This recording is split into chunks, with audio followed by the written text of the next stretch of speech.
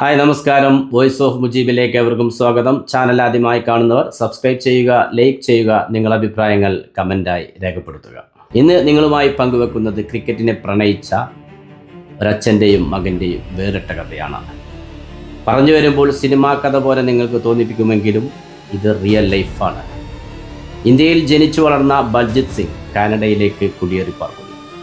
അന്നേരവും അയാൾ ആ ക്രിക്കറ്റിനോടുള്ള സ്നേഹം വിടുന്നില്ല, പ്രേമം വിടുന്നില്ല. അങ്ങനെ തനിക്ക് ജനിച്ച കുഞ്ഞിന് ക്രിക്കറ്റിനോടുള്ള സ്നേഹം കൊണ്ട് ലോകം കണ്ട എക്കാലത്തെയും മികച്ച ഓൾറൗണ്ടറായ യുവരാജ് സിംഗിൻ്റെ പേരിടുന്നു തൻ്റെ മകന്. യുവരാജ് എന്ന് പേര് വിളിക്കുക മാത്രമല്ല ചെയ്തത്, തൻ്റെ മകനും യുവരാജിനെ പോലെ ഒരു ക്രിക്കറ്ററായി വളരണമെന്ന് ആഗ്രഹിച്ച പിതാവ് അതിനായി എല്ലാ ശ്രമങ്ങളും നടത്തുകയാണ്. പിന്നീട് പിതാവിൻ്റെ ആഗ്രഹങ്ങൾ സഫലമാക്കാൻ മകനും കിണഞ്ഞു ശ്രമിച്ചു. അവസാനം കാനഡ ടീമിലെ അംഗമായി മാറുന്നു.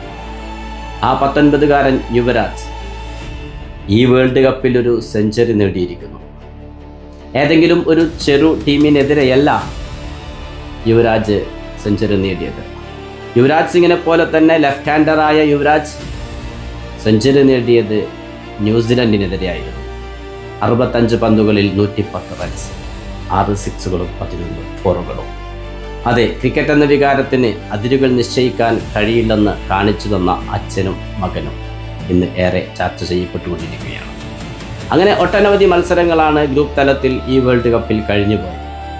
നമീബിയയും ഒമാനും കാനഡയും പോയിന്റുകളൊന്നും തുറക്കാൻ കഴിഞ്ഞില്ലെങ്കിലും നല്ല ചില മിന്നലാട്ടങ്ങൾ കാഴ്ചവെച്ചുകൊണ്ട് തന്നെയാണ് വേൾഡ് കപ്പിൽ നിന്ന് മടങ്ങിയത്.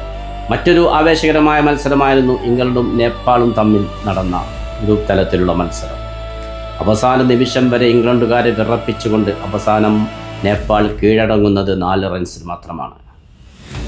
ആ ഇംഗ്ലണ്ടുകാരെ വിറപ്പിച്ചു നിർത്തിയ നേപ്പാളിനെ പരാജയപ്പെടുത്തിക്കൊണ്ട് അത്ഭുതം തീർത്ത മറ്റൊരു ടീമാണ് Italy.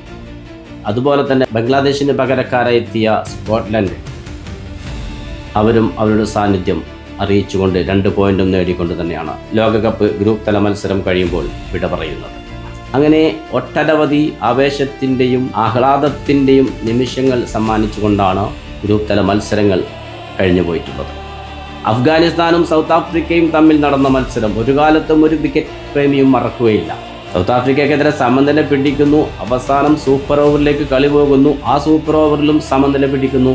Second super ഓവറിലാണ് south Africa ജയിച്ചു കയറുന്നത്.